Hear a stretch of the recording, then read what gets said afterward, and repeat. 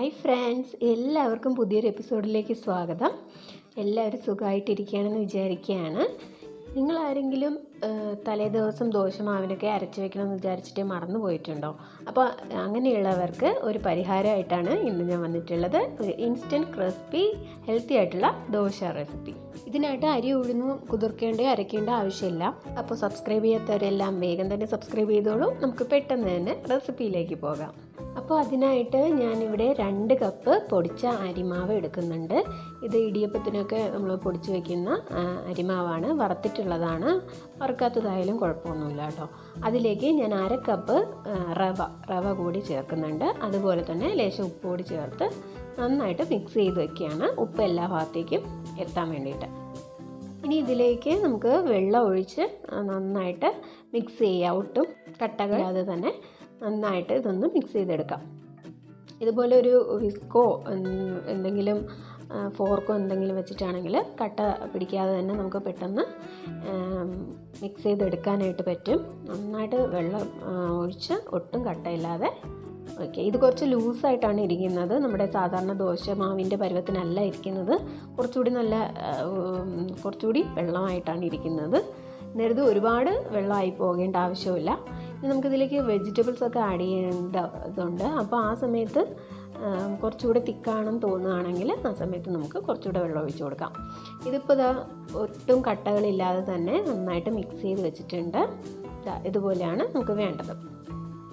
ഇനി ഇതിലേക്ക് നമുക്ക് വെജിറ്റബിൾസ് ചേർത്ത് കൊടുക്കാം. ഇതിലേക്ക് ഞാൻ 1 കപ്പ് ക്യാരറ്റ് ഗ്രേറ്റ് ചെയ്തതും, അതുപോലെ തന്നെ 1 കപ്പ് സവോള അരിഞ്ഞതും, പച്ചമുളക് 2 എണ്ണം, അതുപോലെ 1 കപ്പ് മല്ലിയില കൂടി, ഇതെല്ലാം കൂടിയിട്ട് അരിഞ്ഞ് ഇതാണ് ഇതിലേക്ക് ചേർത്ത് കൊടുത്തിരിക്കുന്നത്. ഇനി ഇതിലേക്ക് ഇത് നന്നായിട്ടൊന്ന് മിക്സ് ചെയ്തെടുക്കാം.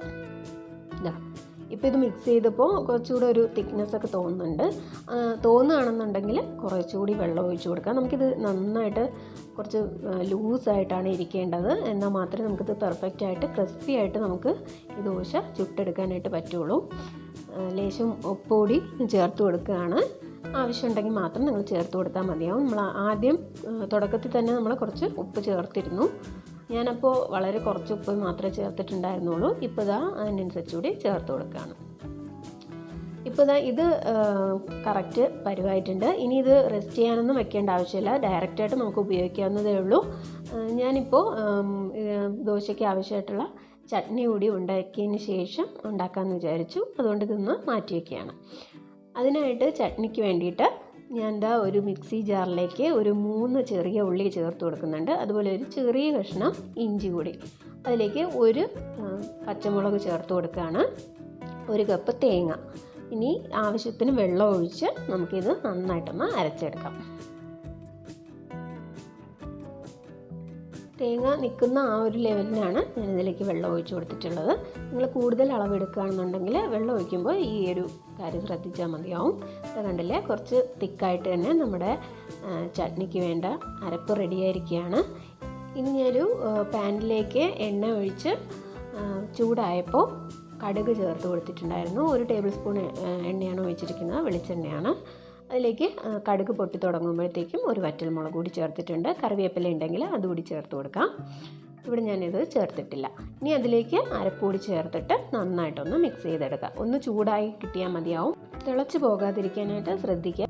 അപ്പോൾ നമുക്ക് ദോശ കഴിക്കാൻ ആവശ്യമായിട്ടുള്ള ചമ്മന്തി റെഡി ആയിരിക്കുകയാണ്. ഇനി നമുക്ക് ദോശ ചൂടാനായിട്ട് പോകാം. അതിനായിട്ട് ഞാൻ ഒരു പാന് ചൂടാക്കാനായിട്ട് വെച്ചിരുന്നു. നന്നായിട്ട് ചൂടായതിന് ശേഷം മാത്രമേ ഈ ബാറ്റർ അതിലേക്ക് ഒഴിച്ചു കൊടുക്കാൻ പാടുള്ളൂ. ഇതുപോലെ കുറേശ്ശെയായിട്ട് ഒഴിച്ചു കൊടുക്കാം. എല്ലാ ഭാഗത്തേക്കും ഒഴിച്ച് അതൊരു റൗണ്ട് ഷേപ്പിൽ തന്നെ നമുക്ക് ആ പാൻ്റെ ഷേപ്പിൽ തന്നെ നമുക്ക് എടുക്കാവുന്നേ ഉള്ളൂ. അതിനുശേഷം ഇതിലേക്ക് നമുക്ക് കുറച്ച് നെയ്യോ എണ്ണയോ എന്തെങ്കിലും ഇതിൻ്റെ മുകളിലേക്ക് ഒഴിച്ചു കൊടുക്കാം കേട്ടോ. അപ്പോഴാണ് നമ്മുടെ ദോശ കുറച്ചുകൂടി ക്രിസ്പി ആയിട്ട് വരിക. ഇപ്പോൾ തന്നെ ഇത് നന്നായിട്ട് ലൂസായിട്ട് ഒഴിക്കുന്നത് കൊണ്ട് തന്നെ നന്നായിട്ട് തന്നെ ക്രിസ്പി ആയിട്ട് വരും. പിന്നെ കുറച്ചുകൂടി ഒന്ന് മൊരിഞ്ഞ് കിട്ടാൻ വേണ്ടിയിട്ട് നമുക്കിതിലേക്ക് നെയ്യോ എണ്ണയോ ഏതെങ്കിലും ഉപയോഗിക്കാം കേട്ടോ. അപ്പോൾ ദോശയുടെ ഒരു സൈഡ് ഒന്ന് വെന്ത ശേഷം നമുക്കതൊന്ന് തിരിച്ചിട്ട് കൊടുക്കാം. 2 സൈഡും ഒരുപോലെ മൊരിഞ്ഞ് വരുന്നത് വരെ നമുക്കൊന്ന് കുക്ക് ചെയ്തെടുത്താൽ മതിയാവും. അതിനുശേഷം നമുക്ക് പാനിൽ നിന്ന് എടുത്തു മാറ്റാം. ബാക്കിയുള്ളത് കൂടി അതുപോലെ ഉണ്ടാക്കിയെടുക്കാം. അപ്പോൾ ഒരിക്കൽ കൂടി പറയുകയാണ്, ദോശമാവ് നന്നായിട്ട് ലൂസായിട്ട് ഇരിക്കണം. അപ്പോഴാണ് ഇതുപോലെ ഒഴിക്കുമ്പോൾ നല്ല ക്രിസ്പി ആയിട്ട് നമുക്ക് ദോശ കിട്ടുകയുള്ളൂ. അപ്പോൾ അതൊന്ന് നിങ്ങൾ ശ്രദ്ധിക്കാം.